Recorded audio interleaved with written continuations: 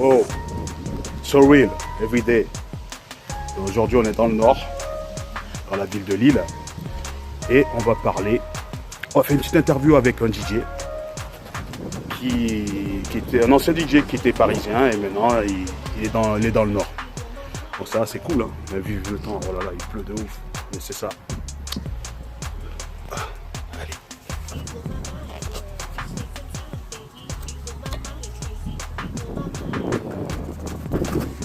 Bon, j'attends.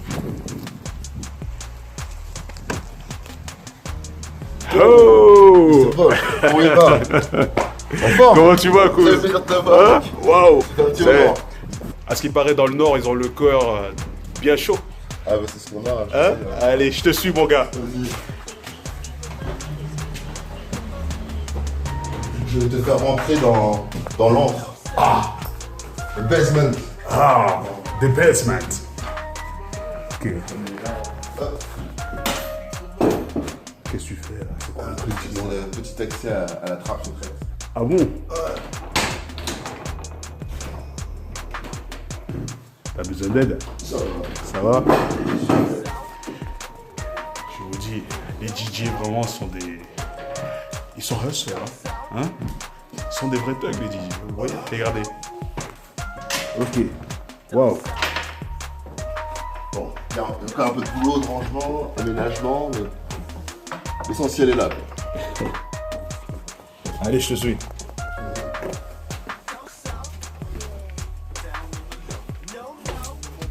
Qui aurait dit qu'il y aurait eu un petit accès comme ça?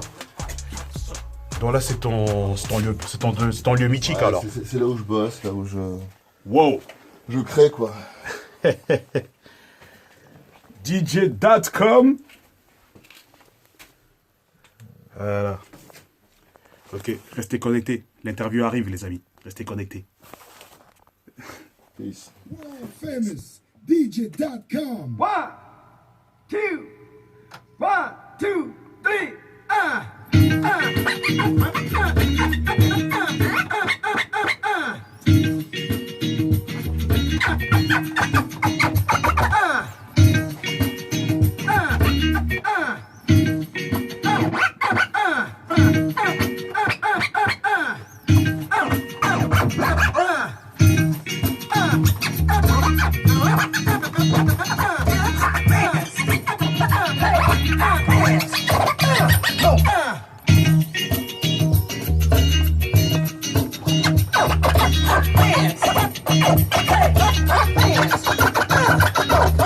So real in the building. Aujourd'hui avec Mr. DJ.com. Yeah. Hello DJ.com. What's up, man nigga? Salut Wolf, ça va très bien et toi? Ah, c'est un plaisir de te voir, mon gars. Moi le même, c'est partagé. Ça fait longtemps que c'est pas vu. T'as vu ça? Ouais. Et moi, je fine. Je me dis, mais attends, ce DJ, ça fait un bon moment, je le retrouve plus sur la région parisienne, sur les scènes parisiennes. Je me dis, mais qu'est-ce qui se passe? J'ai dit, il faut que je regarde un peu, il faut que je cherche, il faut que je fouine. Et là, je découvre quoi? Ce monsieur, ce DJ, cet homme, il est venu se réfugier dans le Nord-Pas-de-Calais. Alors, Mr. DJ.com, dis-moi, comment ça se fait? Comment ça se fait que tu nous abandonnes comme ça, que tu partes? Qu'est-ce qui s'est passé? Dis-nous tout, Kouz. Ouais, pour moi, c'est une sorte de retour aux sources. Hein. C'est à Lille que j'ai commencé vraiment à rentrer dans l'univers de la musique, à faire mes premières mixtapes, premier mix. C'est un ami, Select Câble, qui m'a montré comment on utilisait des platines. Et je suis revenu à Lille parce que j'en avais un peu marre de l'agitation parisienne. Et puis j'avais envie de donner un cadre plus calme aux enfants. Et donc voilà, je suis venu à Lille. C'est bien, voilà, tranquille. Ton métier de DJ, ta passion, tes projets, quoi de neuf? Bah, j'avoue que au départ, je suis resté vraiment très très calme dans cette cave, à écouter du son. Et à un moment donné, je me suis dit, bon, allez, il va falloir que je ressorte. J'ai commencé à ressortir, jouer dans des petits bars, petits clubs. Et là, j'ai rencontré un ami de longue date, Robert, qui m'a présenté un projet qui s'appelle le Soul Music Live. C'est un projet qu'on mène depuis 3 ans maintenant, qui est un fédérateur de l'ambiance soul des acteurs de la région. Donc on fait un petit concours une fois par mois avec les artistes, on fait voter les gens. Ça a vraiment pris un peu de l'envergure, c'est sympa. Ça a permis de connaître de nouvelles personnes, de nouveaux gens. Et avec eux, j'ai un projet qui s'appelle Lille City Sound. On va donner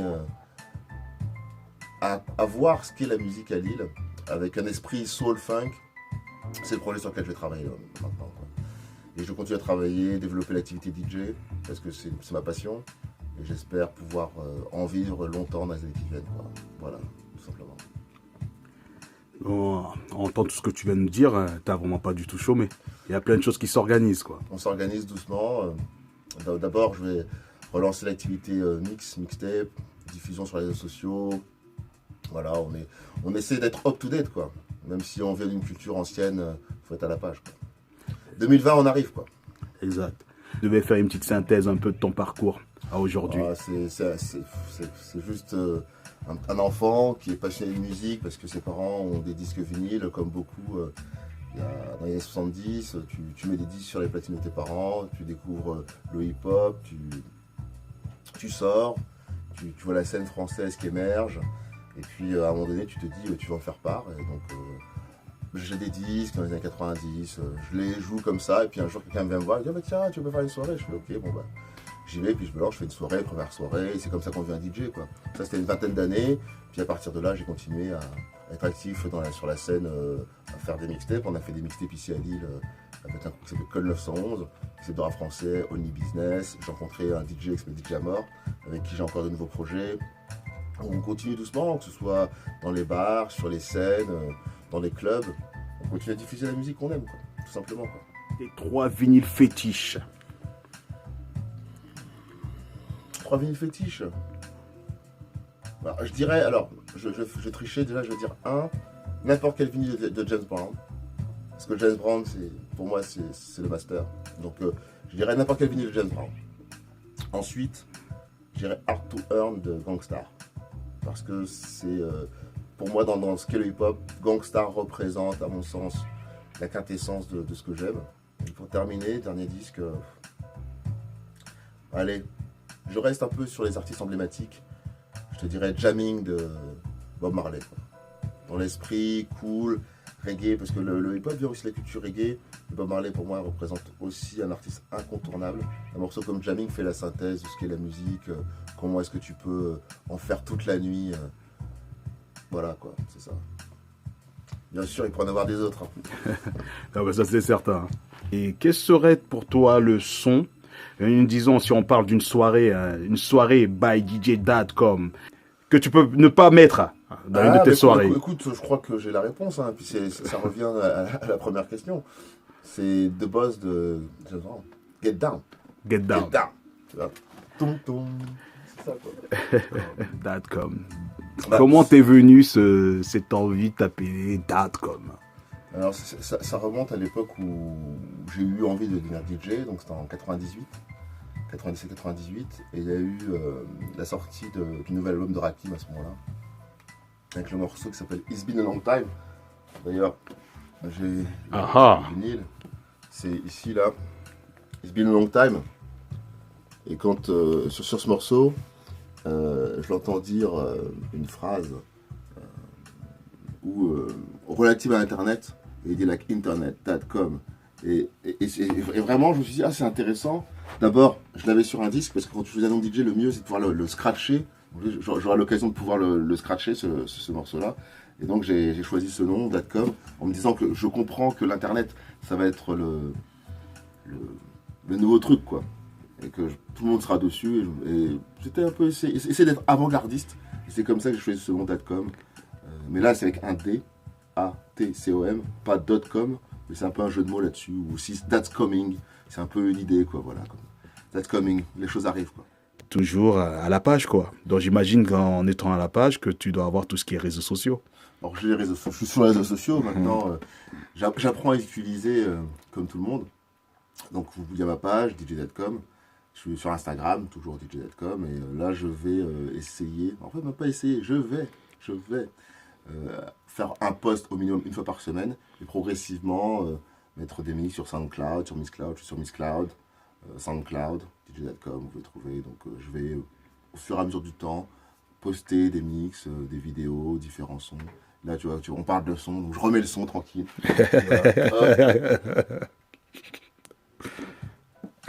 Parce qu'il faut. Ouais. Donc, sur les réseaux sociaux, je pense qu'aujourd'hui, c'est important. Il faut savoir les étudier à bon escient. C'est chronophage, mais je pense que c'est des techniques qu'il faut adapter pour pouvoir réussir à être concentré, savoir ce pourquoi on le fait, et c'est essentiel quoi. Maintenant, et communiquer avec les gens, aujourd'hui, avec les outils d'aujourd'hui, 2020, on arrive, that's coming, .com, dans la place. Yeah. Merci à toi DJ.com. Et on espère bientôt te revoir sur la région parisienne. Et surtout aussi pour nous faire un bon set, un de ces quatre, sur notre émission de Soul Mix, où tu pourras mixer en live et faire kiffer la So Good Family, les So Good People. Quand tu veux, m'amène. Big up. Yeah. Merci à toi, Kouz. Je vais vous montrer un truc. Regarde ici, le tas de screw. On a fini le tas de screw ici il y a 15 ans. Tu vois les noms, Sun 2, 9. Et aussi, je vais te montrer. Ils avaient fait un super graphe ici. Et là, il y a même la référence lilloise de l'histoire du hip-hop. Slick, très grand DJ, très grand artiste de la région. Il a retourné le coin, quoi. Et à cette occasion-là, on avait fait venir DJ Snake. DJ Snake était venu avec DJ Premier. C'est une époque. Finalement, les choses ont changé maintenant, puisque ce Snake est vraiment un DJ, genre le DJ numéro 1. Voilà, c'est le temps qui passe.